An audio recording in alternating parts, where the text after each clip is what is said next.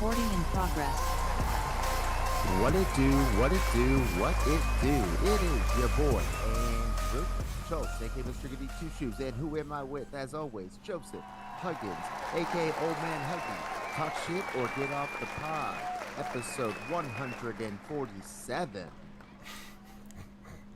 I want to become a black person, motherfuckers. Welcome. Dude, I didn't even look at the show title that Joseph put in the notes. Well, I just put it as I want to become black. That's just that line. Not to jump ahead. And no, it says I want to become a black. I know that's in the notes, but it was too long, so I just made it. So for on the stream, it's I want to become black. But that's the quote. All of a sudden, she became a black person. How Donald Trump said it. Everything about that was just like so perfect that it was I'm great. obsessed with it. I'm obsessed with that. And all of a sudden, she became a black person. Like how he says it, like almost like Dr. Evil, like is like so fucking like weird. Like a pinky to the mouth. Yeah, a black person. Like how it was like too much. It was too good. I know, and he's in a room of exclusively black people. Yeah, black persons. Yeah. No, that was funny. Most majority black females, if I remember correctly. So it's an interesting, place to. Yeah. Anyway, we'll get into that. Yeah. But that's what the title's from, because I want to become a black person. Yeah, I want a black job. He did that. It was at the Association of Black Journalists. And it was something that they had scheduled, like what? Because he was like doing relatively well with the black vote versus Biden, and so he he's like on his like high horse, like thought he had the election in the bag. They already had that scheduled, and then Kamala became the VP, of the presidential candidate, and it was like and it's like they couldn't cancel it, because that would look crazy. So he just like they went with it anyways, and then it was just a complete fucking disaster. Yeah, complete and total shit show. But good to see you again, second time today. Yeah, for y'all that didn't tune in to see, Joseph and I held a special interview episode live stream that will also be in the audio that's posted right now if you're listening on the audio, with a bail bondsman attorney. Your mic's getting scratchy. Okay, let me adjust it. Hold on, yo. The future is now. But attorney bail bondsman Ken Good was live, came in. I liked it. I liked the conversation. He's chill. Like he's chill fucking dude. I mean, and I get like that's like part of it, but I mean he was explaining it well. No, I mean, can you hear? Is my mic okay? No, it's still a little scratchy. All right, one sec. This guy in his button-up polo shirt to the top button done. Polo shirt with the top button.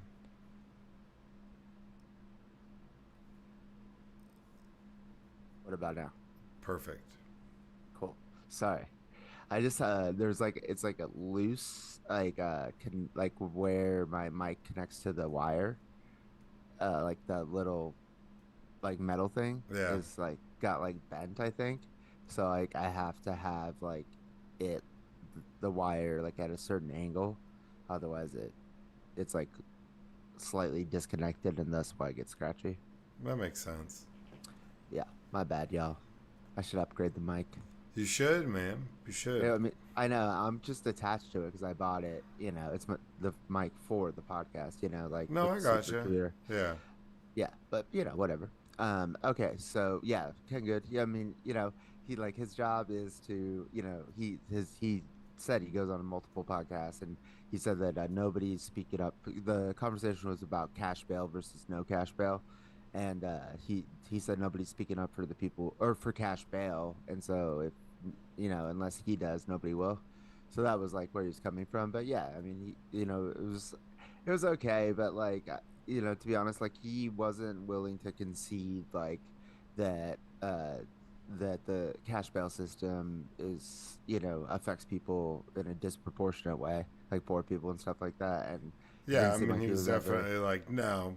Yeah, he said at one point he did say that there's nobody in jail that can't afford a pay plan like on their bail. And I was like, well, I don't think that's true.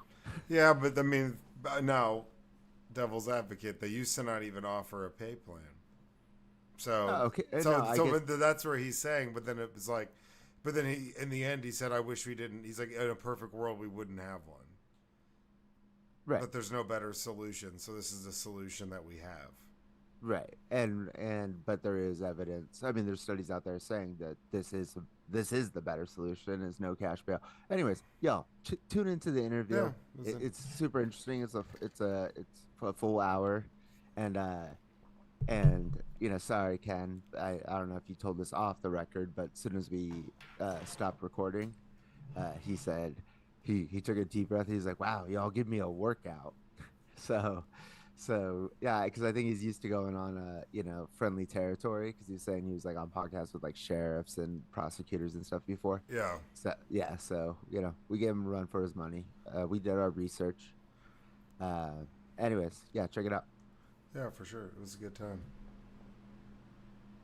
So you want to get started or? I mean, I'm trying to think if there's anything. I wanted to bring it up, but it was like that it was starting to get into politics, and I was like, eh.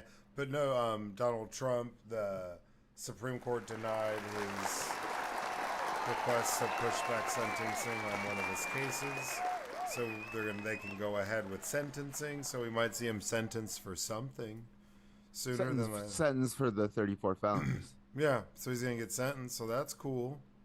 Yeah, so he was supposed to get sentenced July 11th, but that was it was like just a few days after they Supreme Court came out with like the immunity for a president Oh yeah, decision and official acts. So they just postponed it so that they could like make sure that like this case isn't affected by that. And it's like if you take all the official acts like used in evidence, because that's what they're saying, you can't it's not like what they he was convicted of was official acts, but you're not, according to the Supreme Court, you're not even allowed to use official acts as evidence in a criminal prosecution against the president.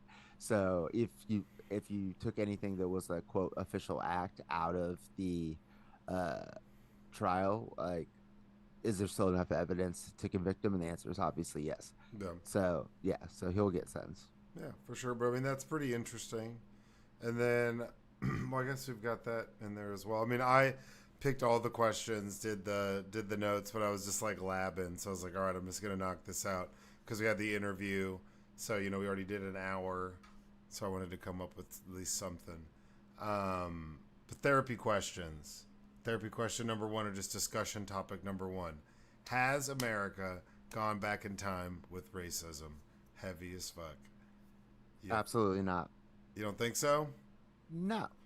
I think it's just it's because of technology and like the ability to you see social media and stuff. It's like, okay, is why it seems like more in your face. Yeah, yeah, exactly. And then plus Trump's like racist, that open racist run, and he's the candidate for one of the two major parties, so it's out there. But like it's like my mom like thinks crime is just like rampant in her like little like suburb because she has this thing called the neighborhood app, and it's just everybody in that area can post Yeah, on like there. saw a weird guy riding his bike through the Right. neighborhood. My car got broken into, and it's like, okay, well, stuff like that has always happened. You just didn't weren't told about it. It wasn't sent to your like a device that's like attached to you at all times.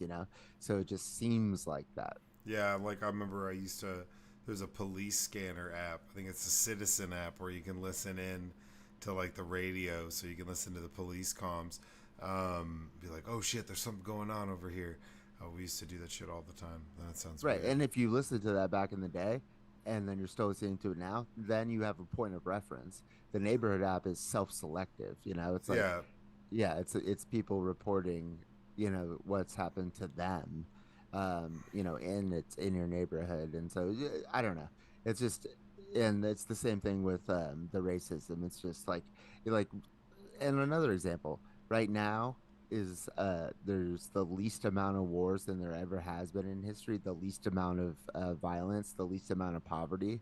But if you ask somebody or told somebody that, like the average person would be like, "What?" Then it seems like Israel's at war, Ukraine's at war. It's like, but no, it's just that it's just we're very hyper aware of what's happening around the world, and but it doesn't mean there's Yeah, I more of it. mean, yeah, I don't think we can. I think we can only go back so far in time before it'd be like, whoa, what are we doing? Or at least I hope collectively as a people.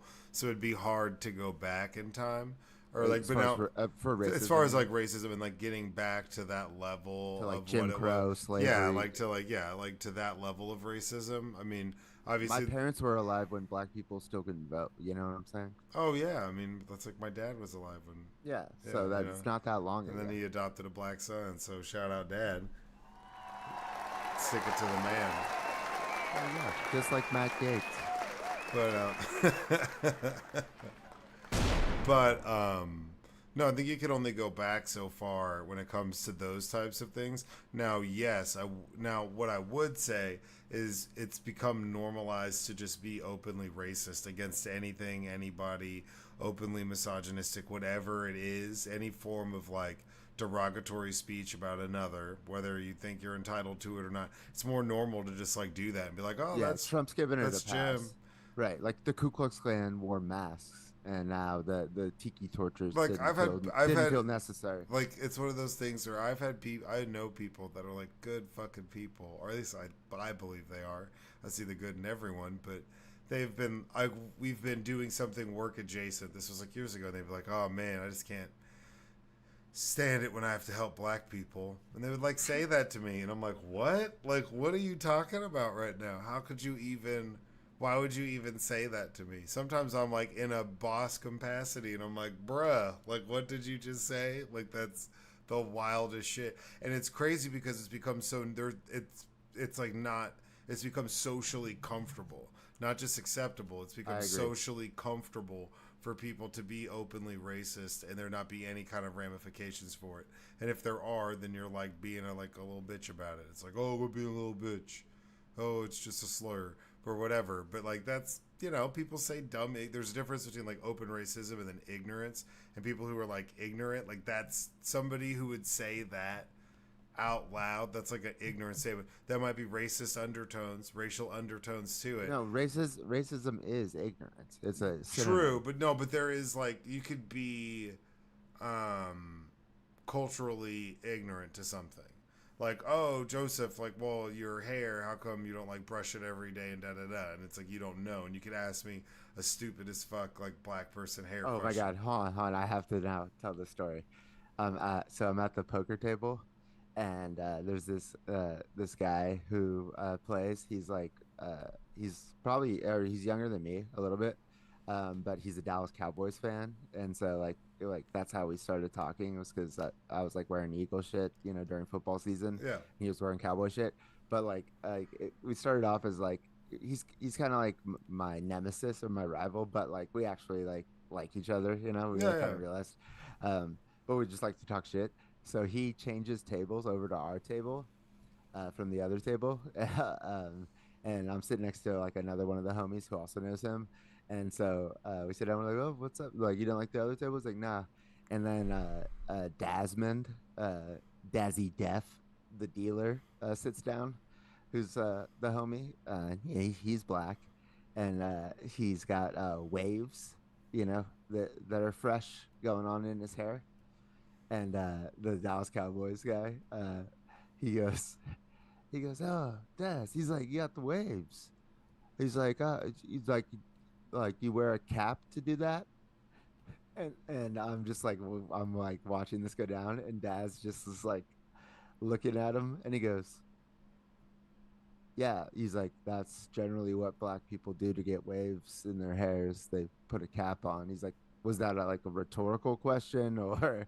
And I just start laughing so hard because he looks like Yeah, this but guy was he's like, not. But he's not being racist. He's just like "No, I dumb. know." That's probably a genuine question.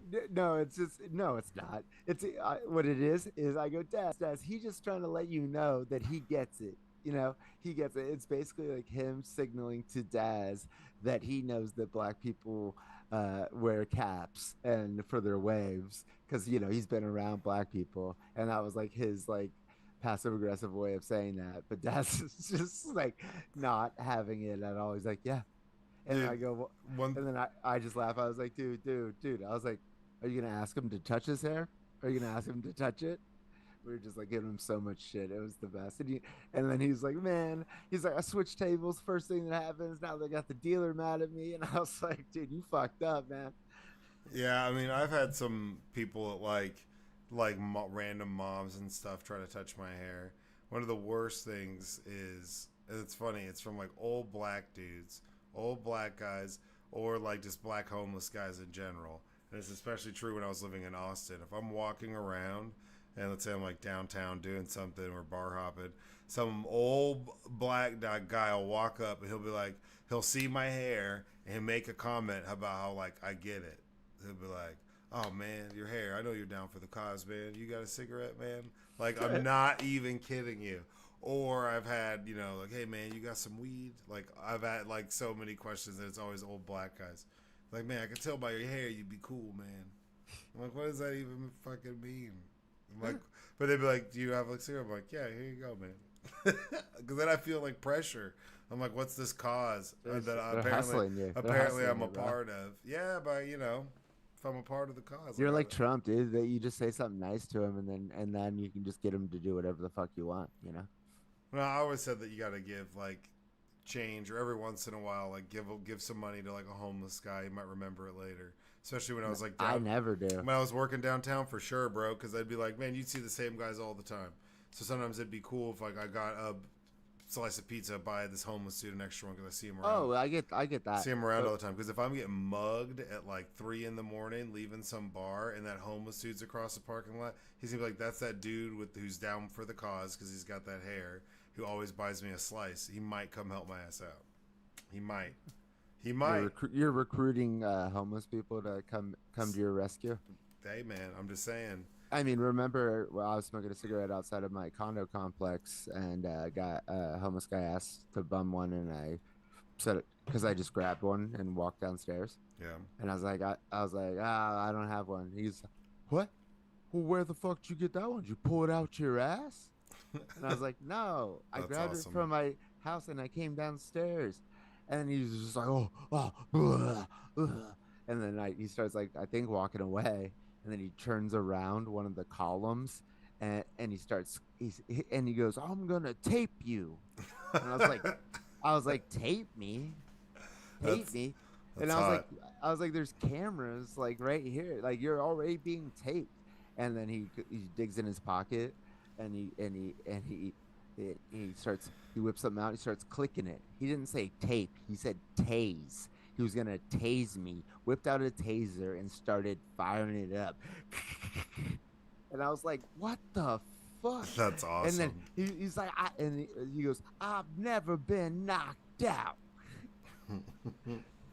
And I just was like, I didn't know what to say, and I was That's like, epic. That's I incredible. and I just was like, and back then I was like on this like kick where I'm just like, I'm just as crazy as these motherfuckers, like that's the way to deter it. So he's like, I've never been knocked out, and I was like, I don't know, dude. I think you have. And he goes, I know that I. Why wouldn't he you goes, just go inside? he goes, because I'm smoking a cigarette, and this is all happening like within a couple minutes, and then he's like, and he goes, I know I look 100, but I'm 50. And I go, I don't know, dude. I think you're 100. And I'm like, and who the fuck gave you a taser, dude? That's crazy. There's this on property. There's like this property that I work at. There's this black guy. He's a maintenance dude, and he's. I think whenever I talk to him, when I saw him, you're like, oh, this dude's like late 40s, maybe 50, just yoked, and he's out there like chopping down trees and shit. You see this guy all the time. I talked to him the other day. He goes, "Guess how old I am?" Just like out of nowhere. I was like, "I don't know." And I told him I was like, "I don't know, like 48, 50." He goes 65. I was like, holy shit, dude. This guy looks like he's like Abraham from the Bible or some shit, dude. He's just like intense. I've seen this dude like chopping down trees. He's like, all I do is eat fruit. That's all he does is eat fruit and vegetables. That's He, how he's gonna get that diabetes, he dude. started It's all that telling me sugar about from the fruit. like how I need to Gonna change lose my diet. that foot, dude. But then he started, talking to me about how I need to change my diet. But it was funny because I was like, I kind of feel like I gotta listen to this like 65-year-old like Samson built biblical fucking dude like chopping down a tree trunk. I feel like he can talk. He can lecture me for 5 minutes as I like walk in with a Oh, bag for of sure. walk in with the bag of Jack in the Box in the back door. He's like, "What are you doing, brother?" I'm like, "Oh, nothing, man." I'm like, holy shit.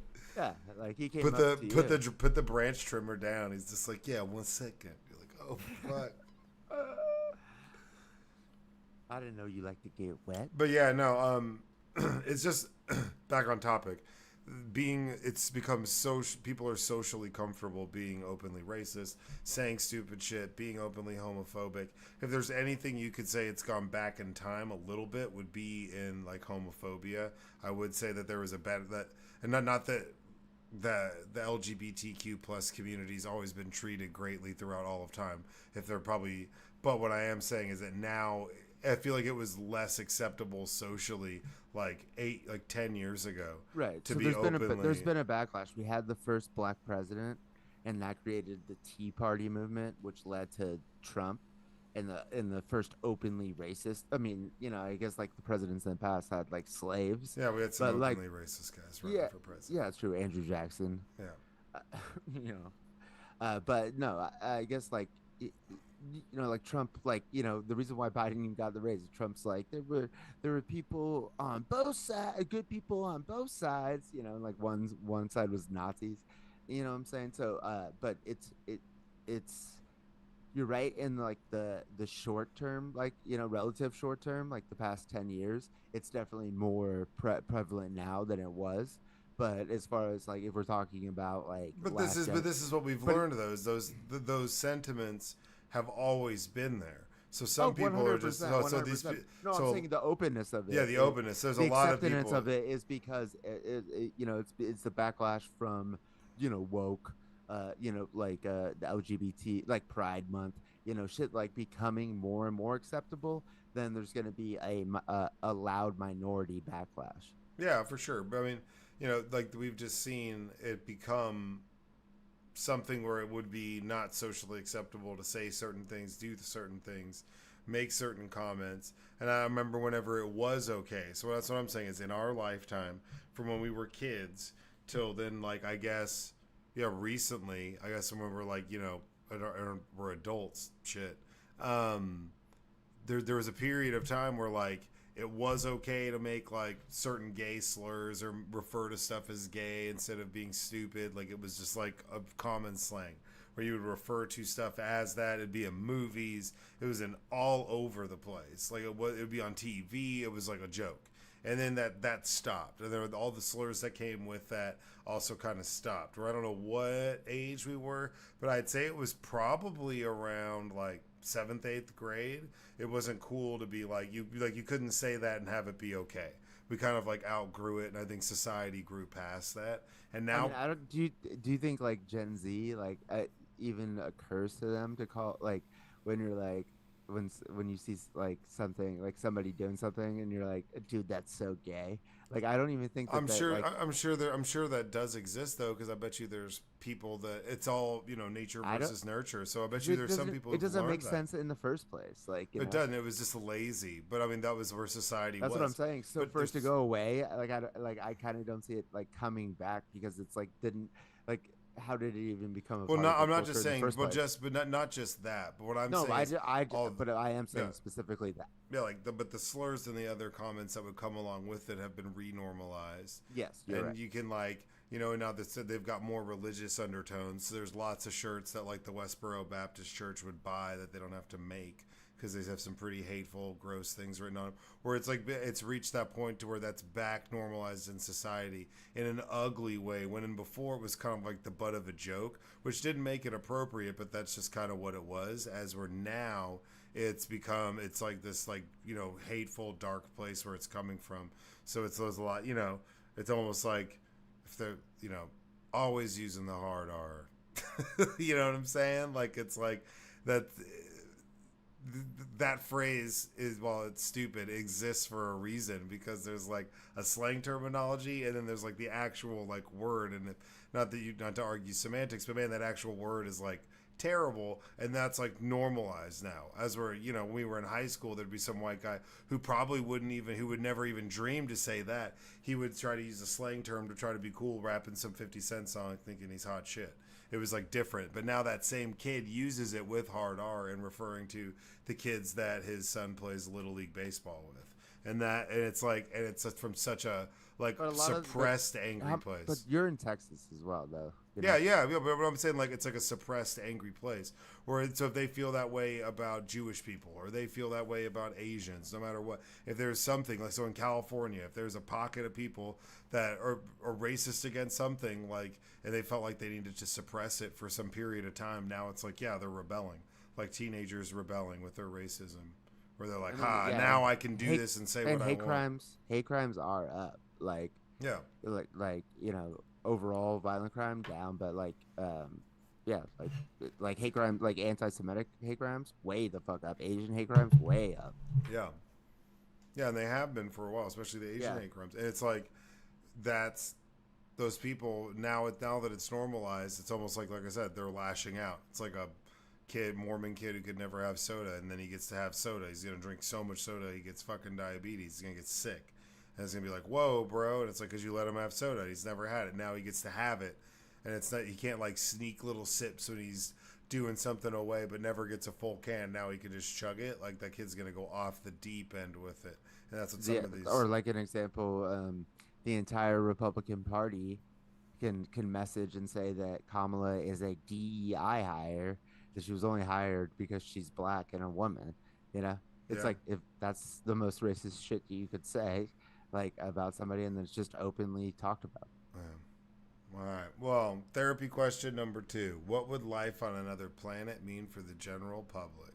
I say half pandemonium, half like chill vibes. Oh, so like we discover life? Yeah, like let's say we discover life on another planet. Well, what kind of life?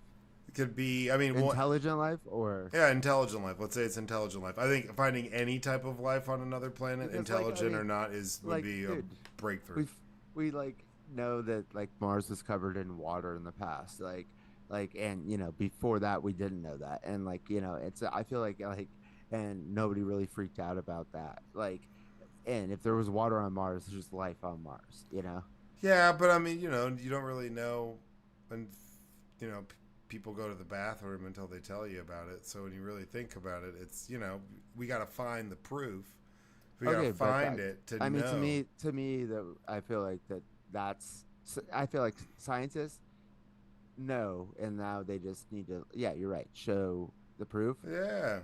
But because they're scientists, that they're capable of not getting overly excited, but I'll be their hype man. I'm their Luther. But they would be. But they would be if they found any type of life, algae. No, I know they didn't find the life, but they found the precursors for life. Yeah. Okay. So, and nobody's freaking the fuck out. But no, I really do think that it would be underwhelming, or there would just it would just immediately there'd be caveats. It's not true.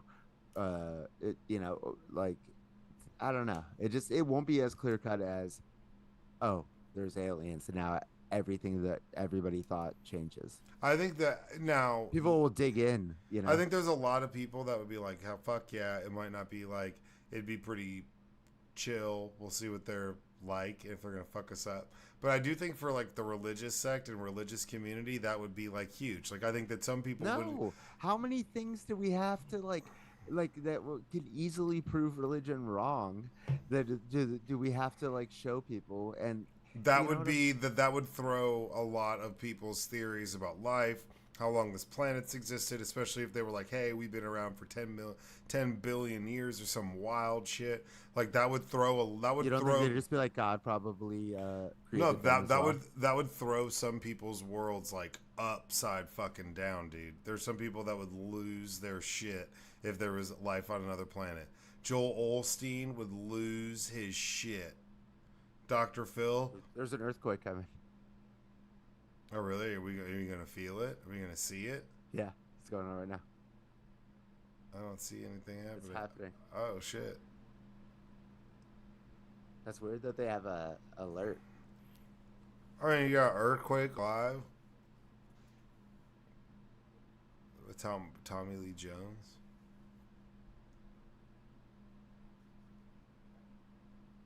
Has it passed? Yeah. Yeah, people would flip, dude. People would lose their shit. Some people would go crazy.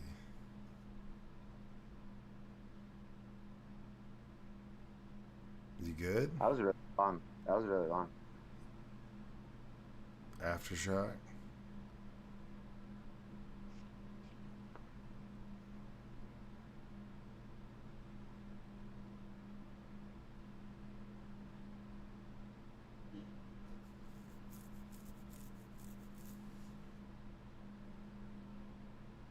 I can't hear you. Did it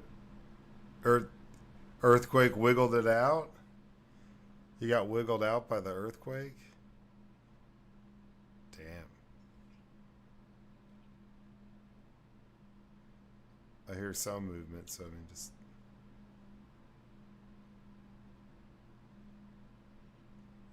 it's pretty crazy.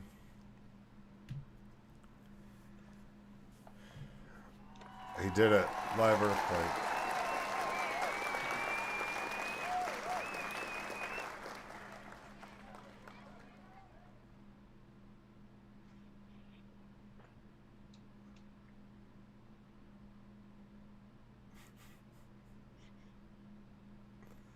But yeah, people lose their shit.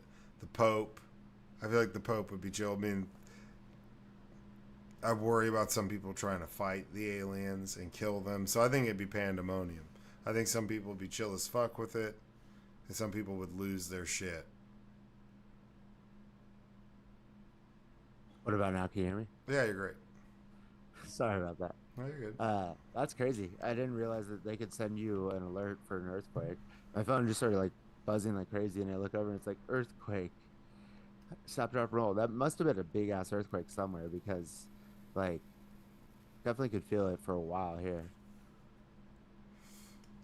Damn. Maybe that's the aliens and they just landed.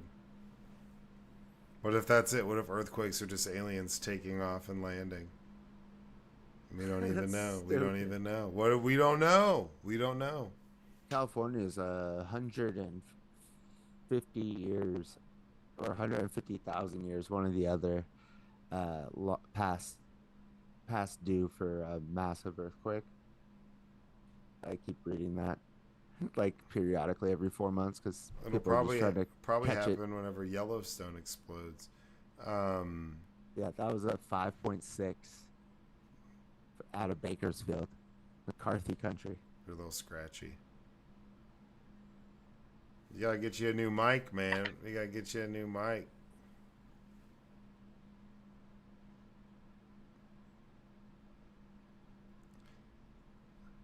Earthquake out of Bakersfield. Never been in an earthquake. There's tons of earthquake cracks around my grandma's house on the sidewalk, and they're like massive, and they never fix them because there's no fucking point. And they're just huge peaks and valleys in the sidewalk. I've never been in one. I feel like I might freak out. I'd be in a door jam. So when there's earthquakes and there's houses on stilts and shit, I'm like, that's insane. Why would you do that?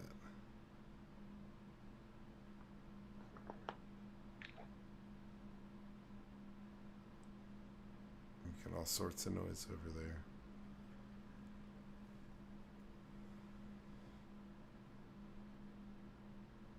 Can you hear me? Yes. My whole microphone stand just came apart too. Like, look at this. And like, so now I got my microphone just settled on top of my video. Oh no. Does it still sound good? Yeah, you sound fine. Okay, yeah. So we'll see how this goes. Okay. But yeah, so you just think people would be chill, no big deal. Aliens exist. I think it would be chiller than you think. Okay. Now this has happened in therapy question number 3. This has been happening in Texas. I'm sure it's happened in other places. School districts banning the use of cell phones entirely, um, for like what is it like pre-K, which is wild, or first grade through like eighth or ninth or something, and then limiting phone use. What do you think about schools banning phones entirely? Oh, 100%. Like, agree. And like the studies they did leading up to this, um, all the students love it too. It's like the problem is like when like one parent doesn't let their kid have a cell phone and everybody else does, then you feel left out. But if nobody has it, then school's like when we had school. School's like fun. Like I would hate school if like we weren't like scheming and like doing stuff and like hanging out at school and we were just like all on our cell phones like talking shit on social media. That would suck. Yeah, that wouldn't be fun. That sounds like a pretty lame existence. So, I mean, Yeah, I'm for it. It is a it's giving little. kids their childhood back. I mean, some parents are going to pull their kids out of school because their kids can't have phones. Now they said that I think what is it? I think I want to say it's Grapevine, Colleyville. First time they'll take your phone, they give it back to you at the end of the school day.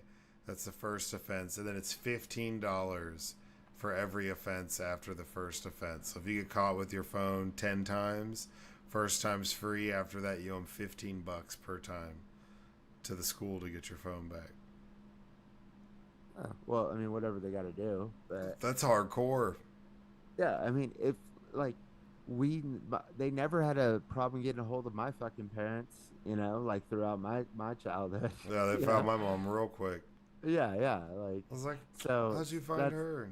yeah, and these parents know they didn't have fucking cell phones when they're in school, so like, what are they talking about? It's like, and no kid is like using their cell phone to like so they can get a hold of their fucking parents.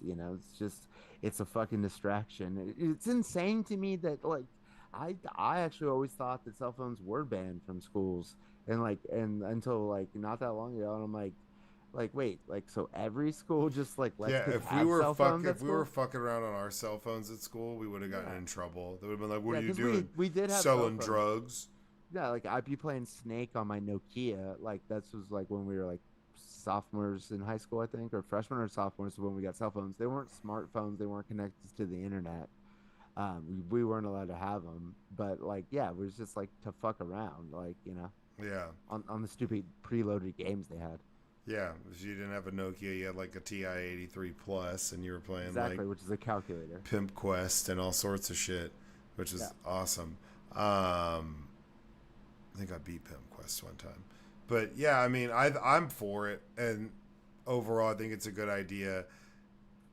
It's interesting. There's such a lack of people wanting to drive now, as opposed to like before. Your whole goal was to get a fucking car. You're like, dude, I gotta get a car. Cars are lit. Give me a fucking car. And then whenever you get a car, your parents will be like, here's a phone because we need to know like where the fuck you are now that you can just drive off. We need to be able to get a hold of you so we can call you, talk shit, whatever, do our thing, live our best lives, right? So, but the whole goal was to get a car. The cell phone like came with it. It was like, oh shit, now they can go everywhere, and I don't know how to get a hold of them. I better get them a phone. Now it's like the goal is to get a phone. If you're getting a phone at like 12, you're Ubering wherever the fuck you want to go. It doesn't matter. So you don't have to have a car. You never really have the incentive to drive because you can just Uber everywhere. It's interesting. I come across people that have no interest in ever getting their Oh, totally. license. No, that's really common. Like, and if they do get their license, it's not till like 18. Yeah, 18. They have no interest in getting it before they turn 18. There's no like, oh, I'm 15. I want to get my permit. You get some of them. Yeah, I mean, I know some people that have been like that, but most of them are just like, no, I just Uber everywhere. My mom picks me up. Like they're totally fine with not driving, which is interesting because the parents I feel like have become more helicopter parents over Oh, time. 100%. So that plays They're into enabling it. Yeah, that that's what plays I was into just it. gonna say that. I Our was just parents gonna didn't say want it. to drive us anywhere. They're Yeah, like, get the fuck out of the parents. house. Yeah, Who's parents are picking like you up? exactly. Are you walking home? What are you doing? Like Yeah, figure it out. I'm not. Where are you? That sucks. Figure it we'd all out. have to like call. We'd all have to figure out whose parents would be willing to drive. You know, it's Yeah. not like not nobody's volunteering for that shit. Yeah, and normally it was like the same parents that were chill as fuck. Like, yeah, and then the ride there, they'd be like, I don't know why your mom doesn't give y'all a ride sometimes, Joseph. I was like, nobody wants my mom to give us a ride. You crazy? That might be the Yeah, last I time you mean, see all of us. yeah. But no, yeah, banning phones super important. Maybe that'll make people want to get their licenses sooner. But I think that's just yeah. I think they get their phone and they've like completed some goal, and they did happen so early. Well, like we had our phones, like we would text each other to find a place to go meet up and hang out. It's like they're on the them talking on the phone is them hanging out. So it's like like our phones were a way for us to go meet up, so then we need cars to go meet up. It's like they don't if they don't need to like go meet up because they don't hang out in actual person anymore, then the car's not as useful. Yeah, they're just like, oh man, my phone. Yeah, I wish my phone battery wouldn't die. Yeah. I'm like, well, why is it dying? Because I'm playing Roblox. I'm like, what? That's wild, bro. You playing Roblox right now? Like that's what we're doing. Yeah. Just play when you get home. Oh, I will. I'm just, I don't want, didn't want to leave. It's like so you just like switch that shit over and you've been on Roblox all day. Number 4 is there a price too high for a prisoner swap? We just had a prisoner swap. We got some people back from Russia. Shout Donald out. Donald Trump was talking about it. Great deal for Putin. But I mean, what is the price that's He too tried to high? take credit. First of all, he tried to take credit No, for no, it. he's such a tool. But I'm saying, It's like what price is too high to pay for that? Like, what is too like? Because it always seems like they're like, oh, when we gave back this savage guy who tamed 50 wallabies to go attack a preschool, and he's been locked up. And he did it in the name of Boris Yeltsin, and now we swapped that guy, that so fucking guy. okay, so how this like went down was this been they negotiated it for months, and what happened was we were trying to get Evan Gershkovitz and Paul Whelan out. Paul Whelan, a former Marine, was accused of being a spy. Evan Gershkovitz, Wall Street Journal journalist, accused of being a spy. So we were trying to get them out, and Putin really wanted this guy who's assassinated somebody in the middle of the day in Germany. Um, and so this guy was in prison in Germany. That's a good And, guy to have on your team. I mean, he sounds like a bad guy, but if it's like, hey, man, I need some building a team of crazy people. Give me yeah, that you could guy who trust just him. And like give he me didn't, that guy who just shoots people in the middle of the day. Like right. that's like a And serious. apparently didn't give up any information, It's like a like Guy Ritchie character. yeah, he's doing time. And Putin also needs people like him to continue to Shoot people in the yeah. face. And so if he can say like, look, like even if like it go, if you get caught, like I'm going to come and get you out of jail. Like you need that like that's why the Saudis gave Jared Kushner $2 billion was Well, yeah. so that other like people see like, look, we took care of him like after he helped us out when he was in government, and we'll take care of you. It's like you have to prove that shit. So that's why he wants him out. Like, plus you can trust this guy, right? Um, so he wants him out, but the Germans like have no incentive to give this guy out. He fucking murdered somebody in their country, like in the middle of the day. It's like nobody would like no German citizens like about that. So Biden uh, says, well, what about for Navalny? And their chancellor Olaf Scholz is like, well, that sounds interesting. We could do that, because like Navalny was in Germany before he went back to Russia, and Navalny, that's a huge victory to get Navalny out of Russia, out of prison, right? So they agreed to that. 1 week after that agreement, which was not made public, but the Russians obviously knew that it was now on the table. Uh, Navalny was mysteriously died. So that's where, and we had talked about that at the time Yeah, yeah, that yeah. there was rumors of a prisoner exchange, and then Putin might have taken Navalny off the table. That way he couldn't be a part of it. Like I remember, we could pull the clip up. We said that at the time. No, I Uh, remember, but I'm just and that saying. and, okay, but that no, that was this negotiation. So that happened, and so Olaf Scholz was like now out. The Germans were out, and so Biden was like, no, no, let's try to figure out a way to make this happen. So what they got in this prisoner exchange was all of Navalny's like closest like friends, people working with him who have been arrested. All of them got released to Germany. So that was a part of this deal. So it was this was a multi-country deal. But I'm just saying. My question is like, what price is too high? Like, Well, this is is the dilemma. This is the dilemma. It's are you incentivizing Russia to now to continue this practice of taking hostages because they know that they'll get like stuff in return for it, and that trust me, like that everybody who's involved in this is fully aware of the dangers of making this a legitimate thing to get returns.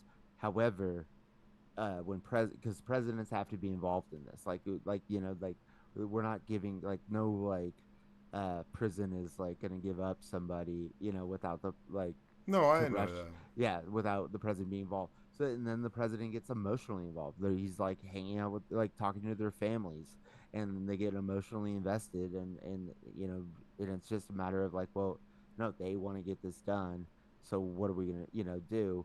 And there are what is like the term, like there's negative like aspects of it that you're gonna have to absorb.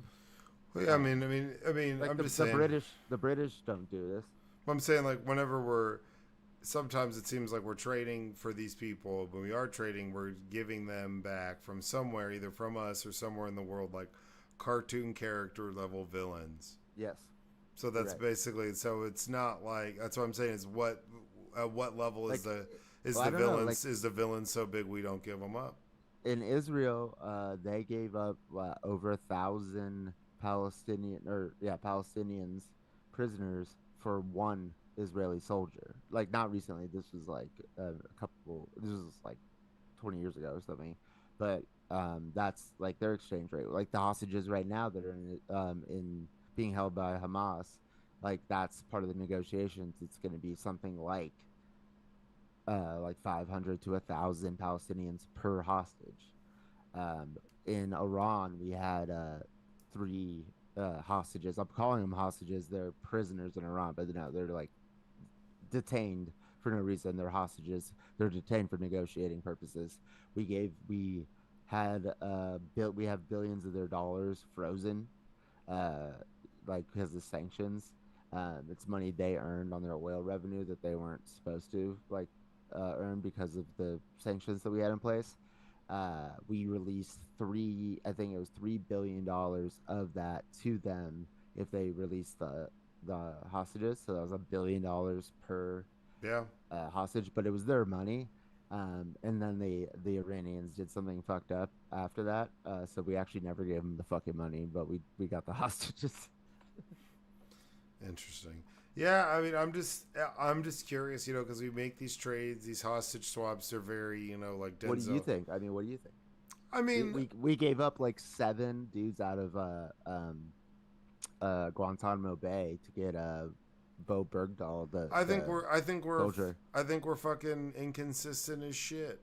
That we're gonna make trades for prisoners and we're gonna trade like gun runners or warlords and these Russian villains, and we're gonna for some of these people, but then like Khashoggi gets killed in a fucking embassy by Saudi Arabia, and we don't do shit about it. We don't like it's like what I'm saying is we're so inconsistent that it's like we'll trade all these Oh, hold people on, for what is this. that? Oh, what does Khashoggi have to do with this? Well, I'm just saying in our inconsistency in our foreign policy and how we view these things and how we Well, we didn't approach know these. that Khashoggi was getting murdered.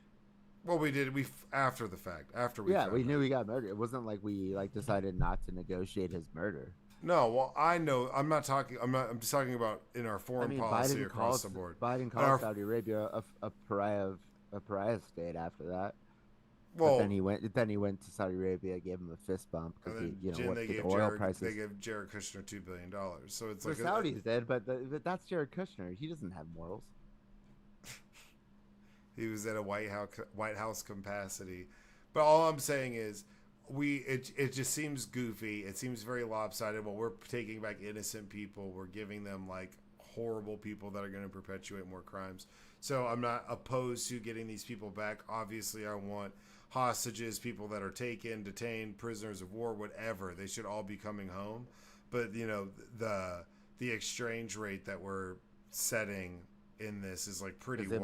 invalid. Is Yeah, like pretty wild. Like, okay, and okay, but there's a reason for that. It's because those countries that are doing this, don't give a fuck about human rights, and they know the United States does. well, they're The incentivized to federal do now. the Yeah, the federal government has a like moral and constitutional obligation to bring American citizens home who are being illegally detained abroad.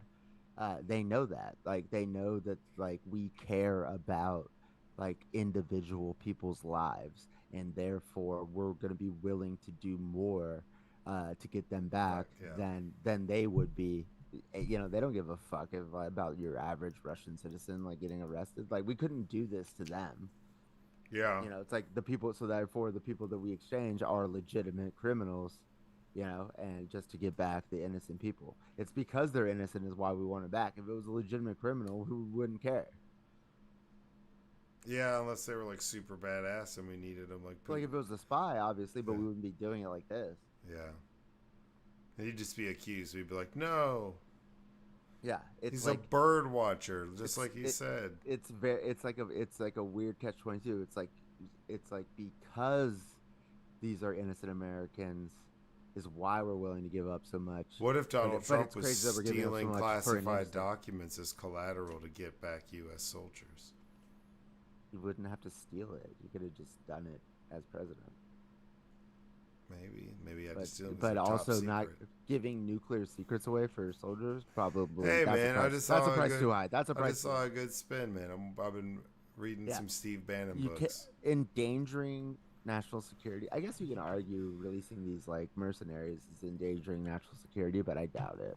But the first guy, that we released for Brittany Griner, not the first guy, but you know what I'm saying. The guy Yeah, we released for Brittany Griner, who was the his nickname was the Merchant of Death because he was an arms dealer. yeah.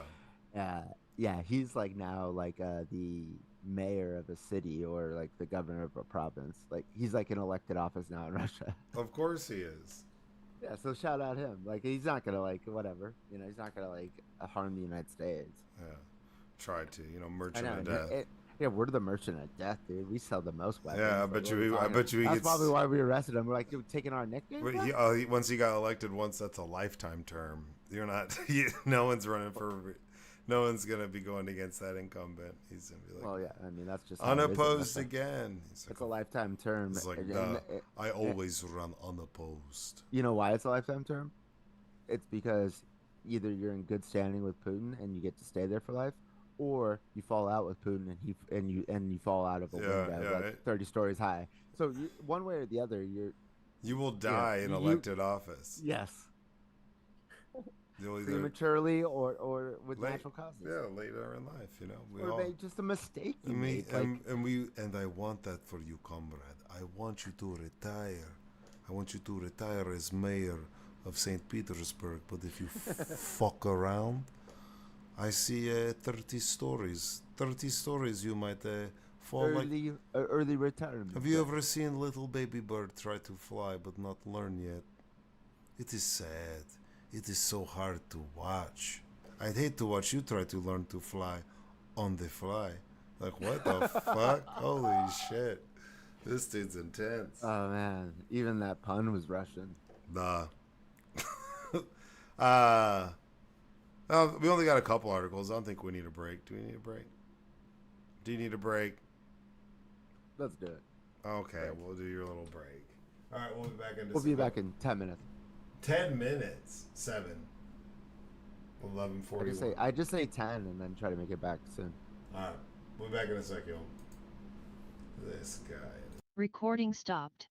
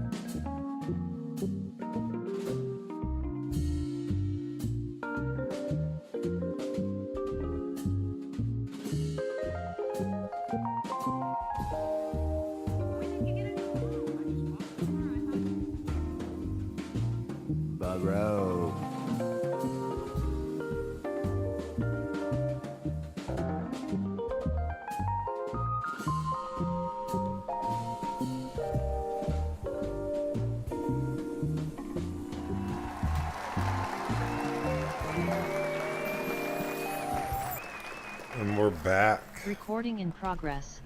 And we're back. Copying me. I already said we're back. I know, you said it for the live stream. I said it for the audio. You motherfucker. All right. Well, I did the articles this week.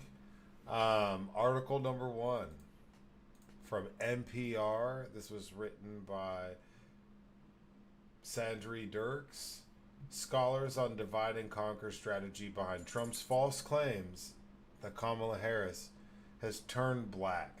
So we spoke about this earlier, but at a panel at the National Association of Black Journalists conference this past week, ABC's Rachel Scott asked former President Trump about his racist attacks on his opponents, calling her a DEI candidate or a DEI hire. Trump didn't answer the question and said he launched into another line of attack. I didn't know she was black until a number of years ago when she happened to turn black. Now she wants to be known as black, so I don't know. Is she Indian or is she black?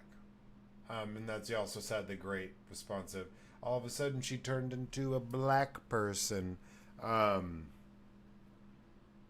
It's interesting to see. I feel like they're going to this old trope where it's like some of the shit they're saying is crazy racist.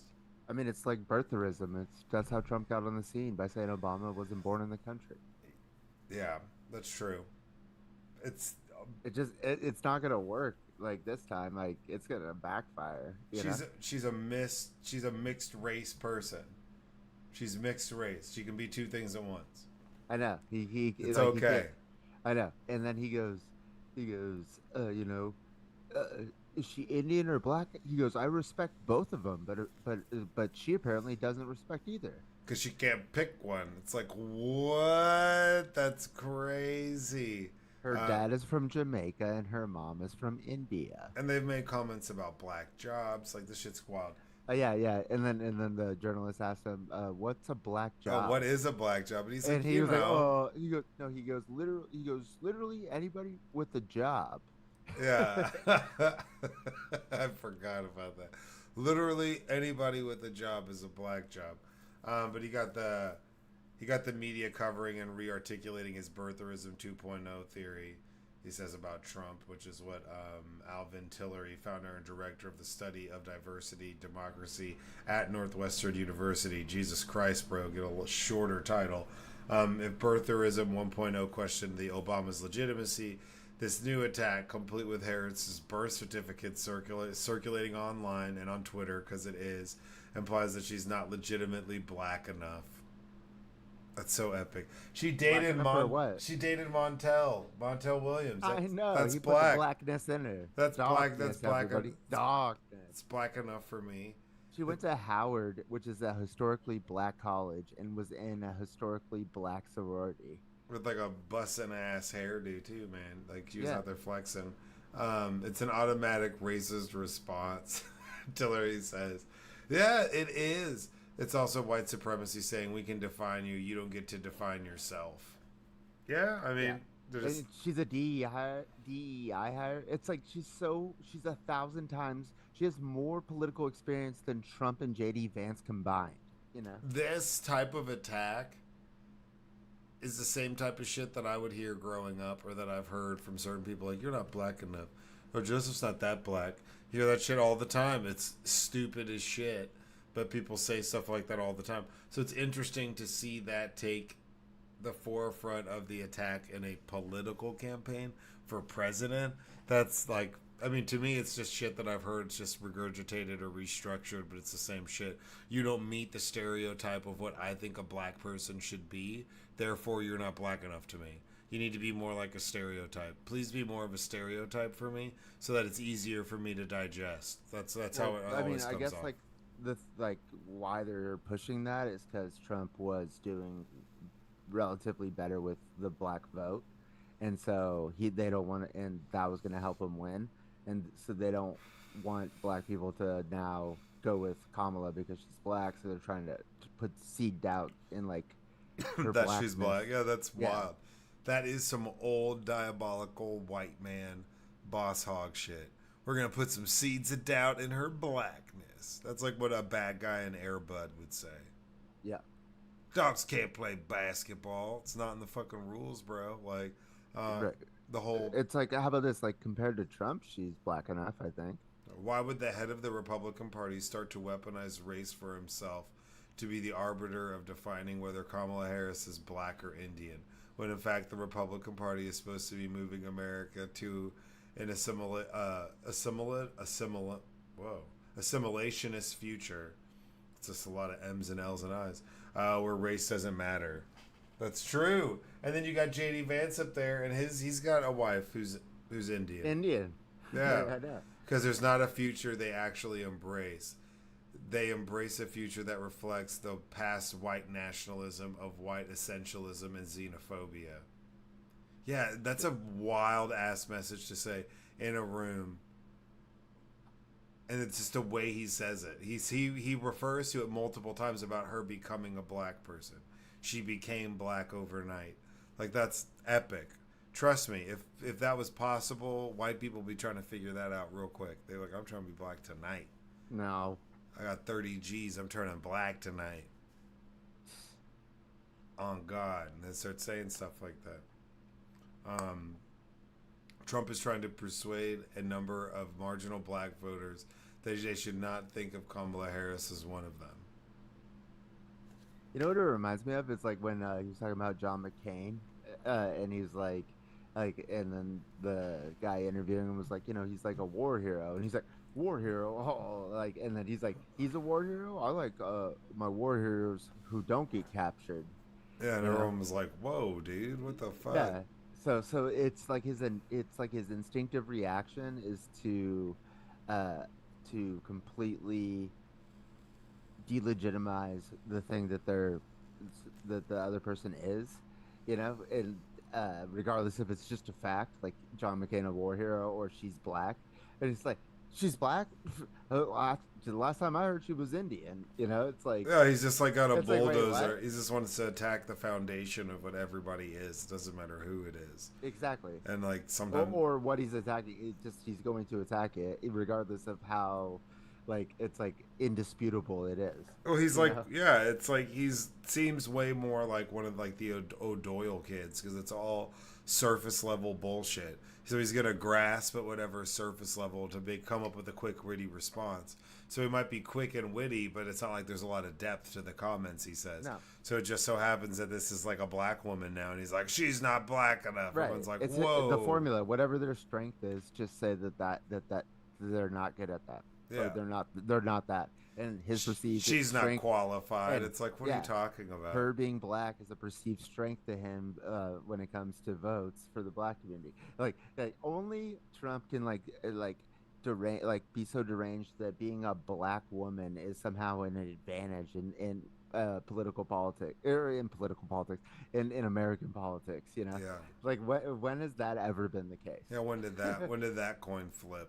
Please. Exactly. Because we missed it. I had no idea. I had no idea. Because there's so many black female presidents, in the past. Oh yeah, or vice presidents for sure. Oh, yeah, exactly. Laundry list. And what's funny is someone will be like, "Well, Michelle Obama might have well has been a president," because people, for some reason, conservatives are like petrified of Michelle Obama. I know, because they told her that she told schools to feed their kids healthy shit. Yeah, like, don't let your kids. How dare you tell me? How dare you tell them I can't have sodas? My son has a soda. He's on Adderall, but he needs soda. No, we don't brush our teeth. What is this? We're not ritzy around here. Get your shit together. I think I just heard Ted Cruz say, like, it's like in Texas, we're going to continue eating our steaks with our Coca-Colas.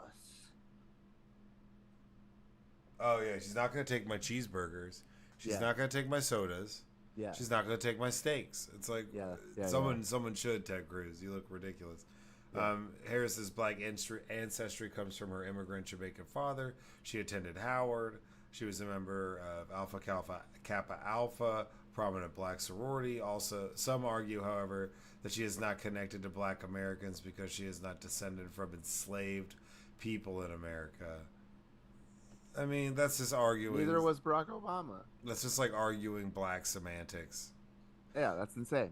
That Like that's like me like you know, it's like I'm not white enough because I'm Irish American and my family came over here after slavery. It's like no, like it's did you own slaves? Then you're not that white, dude. You're yeah, not as no, white as me. My exactly. family owned a Exactly. shit ton of slaves, dude. Right. Well, yeah, well Irish Tons. people well for a fact Irish people were not considered white when they got here. We They were turned considered black Irish. we turned all the old plantations into distilleries, and now we have a big bourbon company. But yeah, dude, we used to like house hundreds of black people here, dude. It's tight. My great grandpa was tight as fuck. You're like, sure, God damn. sure, Claxton, whatever the fuck you say there, buddy. Yeah, that I have always hated that shit, and there is colorism within the black American community for sure. So I'd be a light skinned, so people Oh would give it. yeah, I mean, yeah, but that for sure exists, but that's not what you know. There's like He, Wesley Snipes, and then there's yeah, like the rest of the world. yeah. Um, but But I also don't think there's much of a strategy here. I really do think like that these idiots. Remember, everybody was telling us how much more of a professional campaign this was, how much more disciplined it was, and it's like, no, dude, you guys were completely caught off guard when she got in the race, even though it was obvious to everybody that like something was gonna happen. yeah, I mean, he was supposed to do an hour at this conference too, and he did like No, his people took him off they the pulled stage. him off the stage Yeah, because yeah. he was just like saying some wild shit and arguing and being pretty hostile. Because he's an old senile man and his people knew that he couldn't like contain himself and they had to take him off the stage. That's you know he is the old dude. They're like, dude, 30 more minutes of this, and he might not walk out of here alive. No, Yeah. definitely not. Like he asked the reporter, what's the definition of DEI? And she goes, diversity, equity, inclusion. He goes, no, but what's the definition? She goes, I literally just told you. Yeah, I Now just told you. answer the question. Yeah, he was just trying not to answer. See, and you're so nasty. You won't even answer my question. You won't even define the word. You won't even say Yeah. the words that it stands for. And She's like, bitch, I just did. let me just put the Republicans' argument at rest that they're using Joe Biden's own words that like he picked a black female to help him on the ticket.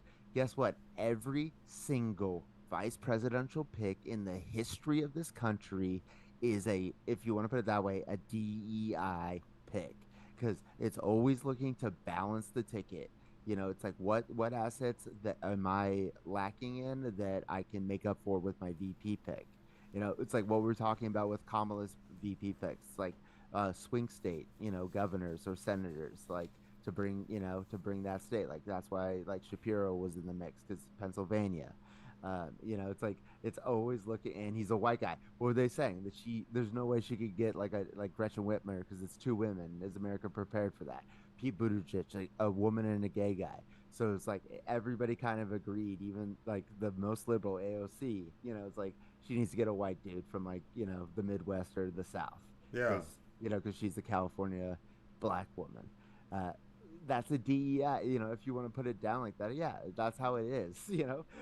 Biden was a DEI pick. Then Mike Pence was a DEI hire because he's like a Christian. yeah, you Yeah. got Donald Trump's like finger banging porn stars and doing Right, all this yeah. wild shit, so they need the guy who like Yeah. drinks milk and can't be alone in a room without his wife present. Exactly, and Obama needed, an establishment white guy, like Strong connections to the military. right, and to the Rust Belt Yeah. or foreign policy. Yeah, exactly. Come on, Yeah. that's what it is. Yeah, I mean, that was just a big implosion. They seem to be kind of spiraling. It was just JD Vance saying stupid shit, but then Trump said this the other day, and it's just been following him. A lot of people have had to answer questions about it. I mean, JD Vance, damn, with this childless cat lady shit. Like the old saying in politics is, if you're explaining, you're losing. You know, what's this saying when your wife has to come out and explain? You know, Supposedly, she like hates Trump and wants nothing to do with any of this, and they is like, they both do. She was a registered Democrat up until what this is going down. He's got emails saying that he hates Trump. Like I don't know. I'm still not sure like if he's fully red pilled or if he's just completely full of shit. But it seems like he believes the shit that he's saying. But no, like you see, his wife came out and like tried to explain what he meant by childless cat lady, and I was like, God damn. Yeah, she's like, oh my god, because her Yeah. friends are like, I can't believe your husband said that. He's a piece of shit. Oh yeah, She's like, exactly. I know, I know. He sucks. He fucks his couch. Article number 2: Elon is suing advertisers. This came out today. Elon Musk X sues advertisers over alleged massive advertiser boycott after Twitter takeover. Wichita Falls, Texas. This is written by the Associated Press. It doesn't credit anybody. Elon Musk's social media platform X sued a group of advertisers alleging that a massive advertiser boycott deprived the company of billions of dollars in revenue and violated antitrust laws. The company, formerly known as Twitter, filed. I love that we have to do that like fucking Prince. Filed the lawsuit Tuesday in federal court in Texas against the WFA, or the World Federation of Advertisers and Companies, Unilever, Mars, CVS, Health, and Orsted. He's also got Rumble and a couple other people that filed lawsuits as of today, and against these Is he a advertisers, moron? which is like fucking stupid. It accuses that the advertising. I thought he was a capitalist. Like advertisers are allowed to do, Yeah, but advertise wherever the fuck they want. it- And if their shit's gonna be next to a Nazi, then they don't want that. It's accusing the advertising group's brand of safety. The advertising group's brand safety initiative, called the Global Alliance for Responsible Media, of helping to coordinate a pause in advertising after Musk bought Twitter for $44 billion in late 2022 and overhauled the staff and policies. Musk posted about the lawsuit Tuesday, said, "Now it's war." He was like, we've tried to be nice for 2 years, but it's getting nothing but empty words. Now it's war. He posted some corny ass dad shit. Dude, sorry that your platform is a fucking cesspool that these companies don't want to it's like their ads, like basically these ad agencies are being told by these companies like, dude, like Go I don't fuck want yourselves. I don't want a Mars bar ad right next to fucking like ridiculous like white Christian nationalists like going off about some racist shit. Is this the dumb shit that he talked about when he said, "You want to blackmail me with money? Yeah. Go fuck yourself." Yeah. And then so he's like, then you'll just see Twitter crumble, and we'll document it all. Everyone's like, okay, bro, you're fucking weird. Yeah, how about Is this his big document at all? Clean up your product and then make it. And also, nobody's on Twitter anymore, so it's like they're advertising to who? Racist. Yeah.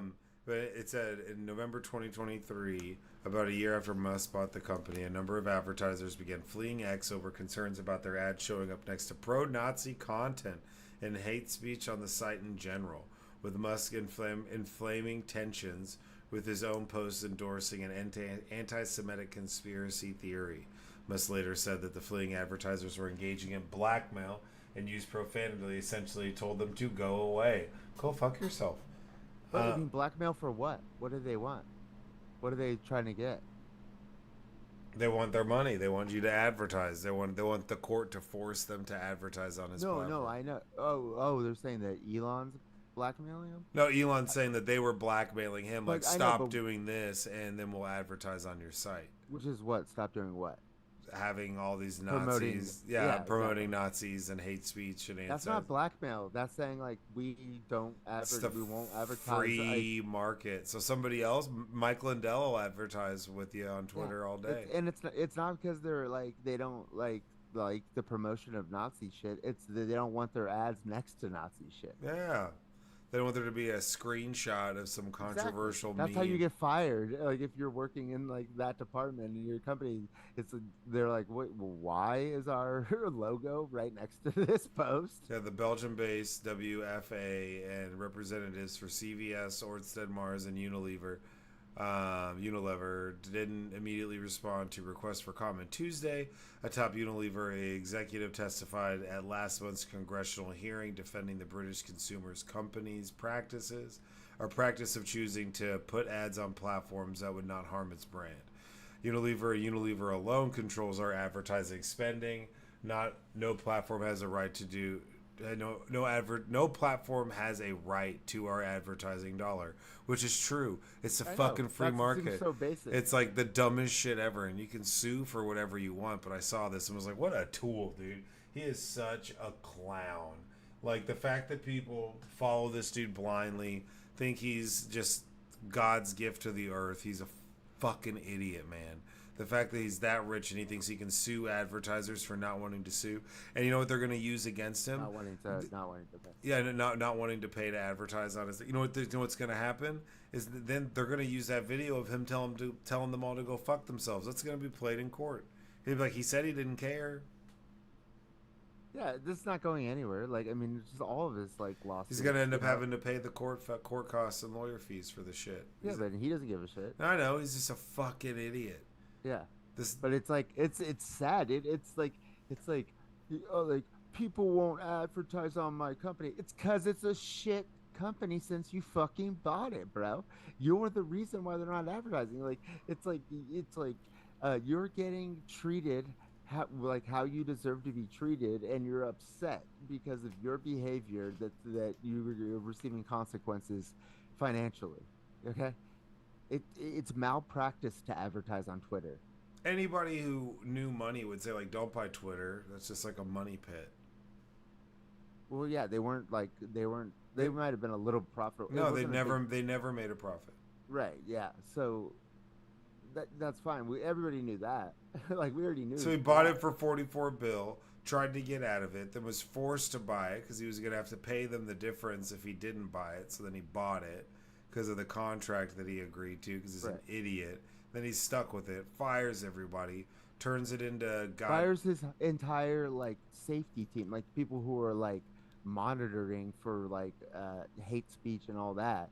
So then the shit runs rampant. He's giving blue checks to Nazis, you know, like it's all about free speech. But then he's like, you know, like fucking suspending people who say anything like, you know, that's like he doesn't agree with.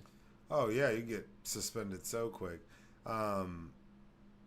He's the one. He's like promoting deep fakes and shit. Like he's like reposting. Yeah, reposting deep fakes, being like, "Oh, I sit down with Rob Schneider and we talk about," and it's like, dude, get the fuck out of here. Takes himself way too serious. If he didn't take himself so serious, I might even like him more, despite all the stupid shit he does. But it's the fact that he takes himself that serious. No, he's just the fact he's a fucking hypocrite. He doesn't know he doesn't have an understanding of what the First Amendment means. It doesn't mean that all it means is the government is not going to make laws prohibiting speech. It doesn't mean that like Twitter shouldn't have like guidelines. He's like the mastermind behind the mastermind in Lethal Weapon 2 with all the Krugerrands. Because he's a South African douche, dude. He's such an idiot. But I mean, they can boycott. They can choose not to advertise on your platform. Yes. Coca-Cola chooses not to advertise. That's called free speech. Yeah, exactly. So I don't understand. Like, yeah. Yep. Window to the Walls. This is by BBC, by Anthony Zercher, or Zercher. Aha. Kamala Harris picked her VP, Tim Walz. What do you think? I was upset. I really wanted Governor Josh Shapiro from Pennsylvania, but like I think I do. I like this Walz guy, man. No, I like him. I don't have any reason to dislike him. Like it wasn't a bad pick. A bad pick looks like JD Vance. It's just not the pick that I would have gone for. But I'm sure there's reasons they could have done, like, you know, they vet these people, so there could be some stuff in his background that they like didn't want to have to deal with. For the Rust Belt, that's pretty good. Yeah, but so is Shapiro. Like, yeah, but, I mean, I just like there's no way that she wins without Pennsylvania, but that doesn't mean that like she's not gonna win it without him, or that she would with him. That doesn't like that's. I just felt like that he was like he's able and willing to go like toe to toe. Like with the shit talking. Yeah, you know? Walz talk shit. No, I know he's the one who first said that that they were weird. Yeah, he's like, these guys are weird, and he said what he says. He's like, what are they doing? Signing up for the He-Man Womanators Club. I was like, this bro just shout out Little Rascals, bro. Well, no. But the first thing he said was, he's like, that's awesome. He's like, we're not scared of fascists, and we're not scared of weird people. He said something today. He's like, I'll debate him anytime, any place, as long as JD Vance is willing to get up off his couch. It's like, damn, that's savage, bro. I mean, and I like his story. I mean, grew up in Nebraska, National Guard, became a school teacher, was a football coach before he got involved in politics. So he's got that kind of like, like that. No, like I think that he's gonna be fine. small-town I think he's dad. gonna be fine. But we're just, if like I got to pick, I'd go for the Shapiro because he was also the Attorney General of Pennsylvania when they were bringing like the lawsuits on the election in 2020. Yeah. And he was like, he was like the one who was like arguing for this. Like he was like, no, these are completely. Well, maybe, erroneous." but maybe you don't fire that so early because he's locked and loaded. He's gonna be there later. So like that's what I'm saying is who has a better roster in political parties moving forward with viable candidates? Yeah, because it's like who outside of Donald Trump, who are they gonna put the fuck up there? It's gonna be like Nobody, because guess what? There was a primary for the Republican Party. They had it. It's like Nikki Haley, Tim Scott. It's like none of them. and they've been None trying. of them. They've been trying to get like at least scoop up a VP pick for a long time. Yeah. Tim Scott's been just sucking dick for a while. That's what happens when your party becomes a cult. So it's gonna All be, the good people leave. So it's gonna be interesting to see moving forward, like who they pull out of the woodwork. Let's say that Trump runs, Trump loses, it's Kamala Harris. They win.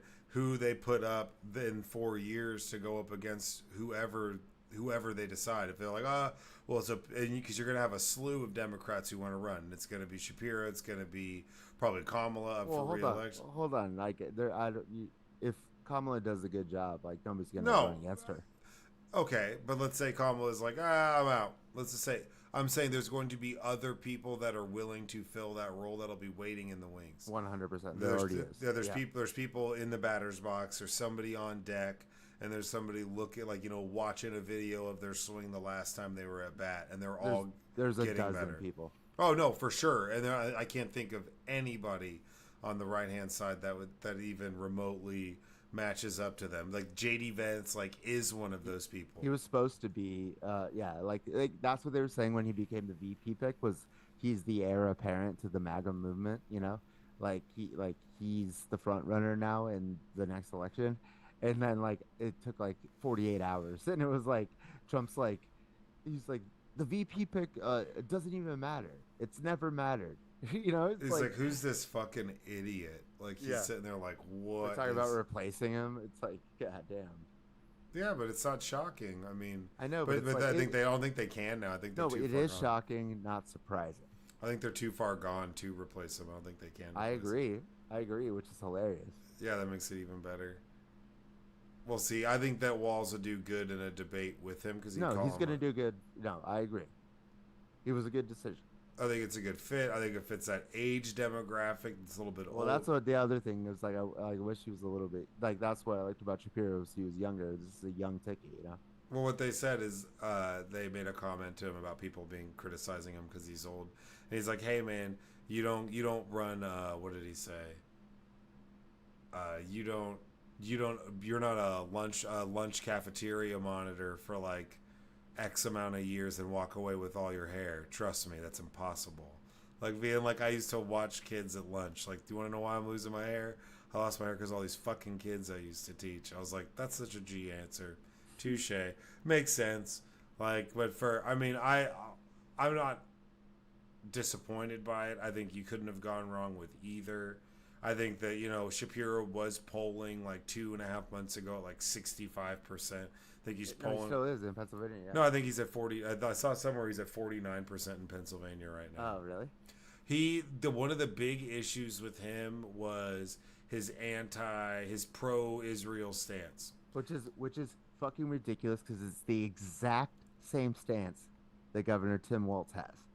The exact same. The only difference is he's Jewish. I think that he's, but I do think that Walz wasn't as publicly shaming protests. There was protests, and Shapiro's like, "Yo, bro, what the fuck?" Okay, but I'm telling you, their position on Israel. I know, so I'm just saying the exact same. It's an anti-Semitic But that, outburst on Shapiro because he's Jewish, but that, and Kamala's husband's Jewish.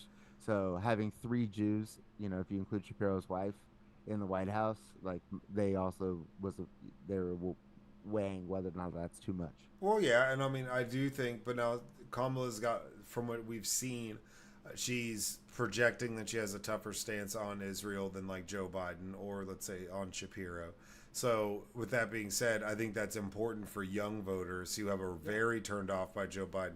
So, I think any clip of him saying anything, any of that was like, we got to stay away from that. I agree. Because if we don't, we're going to lose young then we're going to voters. reopen that. Yeah, yeah. We're going to reopen that can of worms. I think there's 20 million less baby boomer generation people voting this time in comparison to the last election because they died.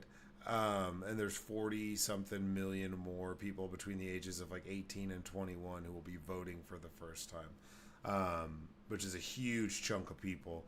And, the younger you get, especially, I mean, there's a lot of that young movement really has a lot to say about the government's involvement in Israel and Palestine, and that's like supporting Israel and their stances on it, and that's important to the ticket. They got to take that into consideration because that could be a huge swing in votes, huge swing.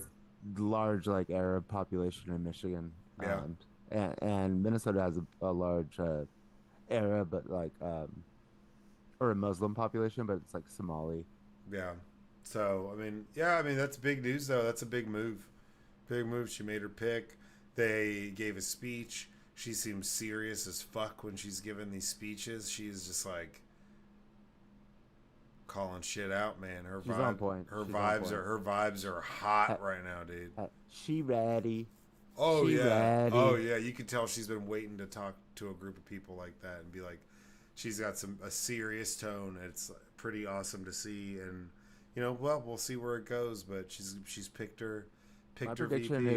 is that just like Taylor Swift and Barbie last year became phenomenons, Kamala is becoming a phenomenon, and it's such a short period that she has to run that there's not going to be enough time for the backlash to the hype. Yeah. But at the same time, Barbie and Taylor Swift didn't have billions of dollars of attack ads coming at her, so True. there's that. They weren't DEI hires.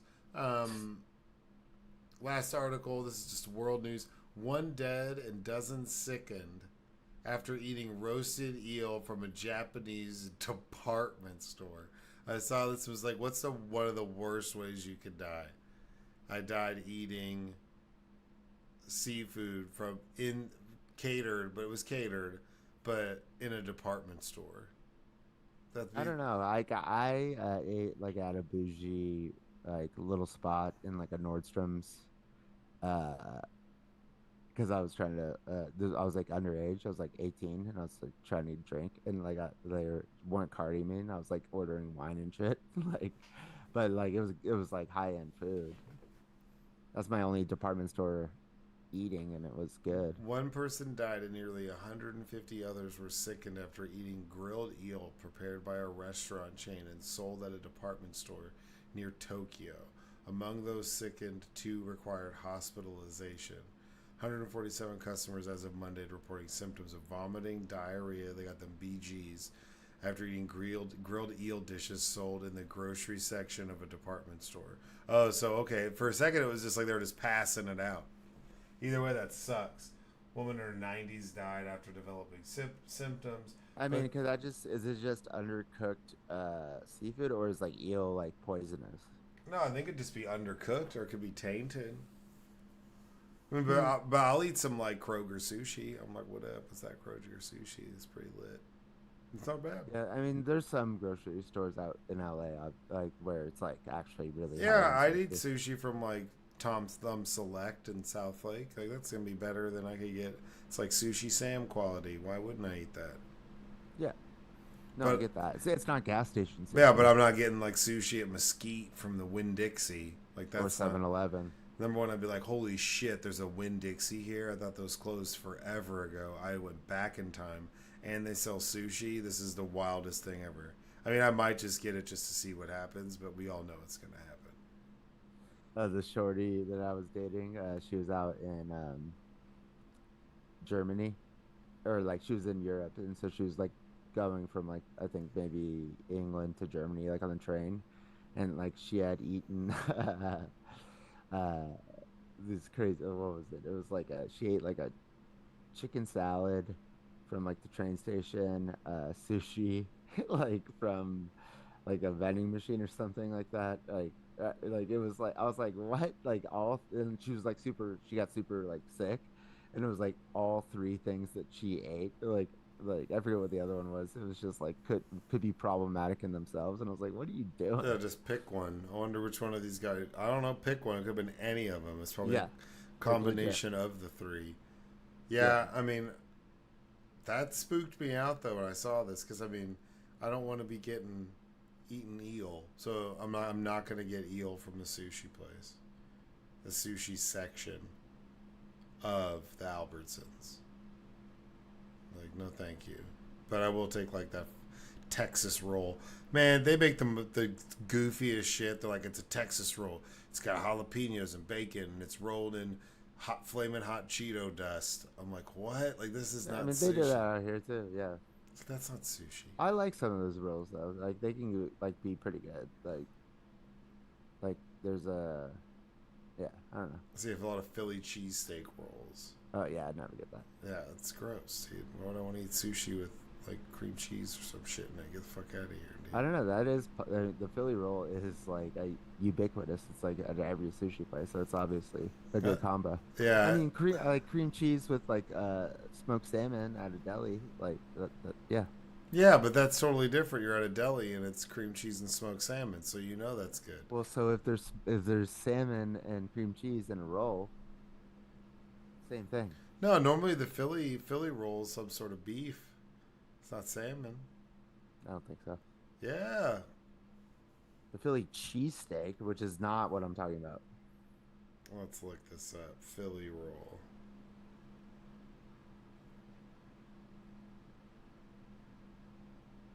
Yeah, I guess true. It's made with smoked salmon, cream cheese, Yeah, and cucumber. yeah. That's not even a Philly then. How is that a Philadelphia? That's a Philadelphia. Philadelphia roll. cream cheese. Ugh, gross. Disgusting. White people. Y'all are monsters. I mean, it's Jewish people. You know, It's locks. I get that all the time. Locks are good. Well, that was a fun night of podcasting, It was historic, some would say. just like Kamala's VP pick. Oh, from the window to the walls. Till the sweat drop off my balls. Oh, these bitches call. Oh, skeet skeet, motherfucker. That was actually the first song that they played at our prom after the prom king and queen did their first dance. So Yeah. my date was the prom queen. And so she goes up and dances with the prom king. I'm like, what the fuck is this? That's my date. And then as soon as it was over, I immediately like tried to get out there, and they played that song from the window to, and I just started dancing with Avery, the prom queen, and I was like, fuck yeah, took that back, swooped. Well, I mean, Fuck you, JP Nolan. That's a ceremonial dance. I get it, but You can't be that's mad. that's my girl in That's front like- of the whole school. That's like, Dancing with somebody oh, else. why is that old man dancing with my new wife? Because it's a father-daughter No, well, dance. I get it. I get it. Yeah, but she's my wife now, so you sit back the No, fuck I up. mean, no, I'd much rather have gone to prom with the prom queen. Then been Then be- prom king and had a dance with her. Like, prom king's pretty tight, but no, I mean, well, she's Now you pretty tight. you're thinking about I it. know, Like, but now I it's don't like- know. You know, like in general, maybe not, but like in this case, yeah, because like having Avery as the date, it's like who else? You know, I literally the hottest chick in the game, in my Yeah, opinion. that makes sense. Makes sense. Well, do you have any words of wisdom for us today, good sir? You know, meditate, bitches. All right. Well, make sure you check out our other episode where we did a kick-ass interview about an hour long with Ken Good, bail reform, bail bondsman extraordinaire. Had a lot of information, but you know, it was a cool conversation. And thank you for checking out number 147. I want to become a black person. And any PR agencies out there, because that's how we got in touch with Ken Good. They reached out to us. If y'all want to reach out to us and interview, some of your clients for whatever the reason, email your boy. Oh, let us know. But no, like, follow, subscribe, leave a comment, share, do whatever the fuck you want. Doesn't matter. Be good. Be safe. Stay out of trouble. Go fuck yourselves. Shout out. Recording stopped. Waka waka waka. Like that in my face.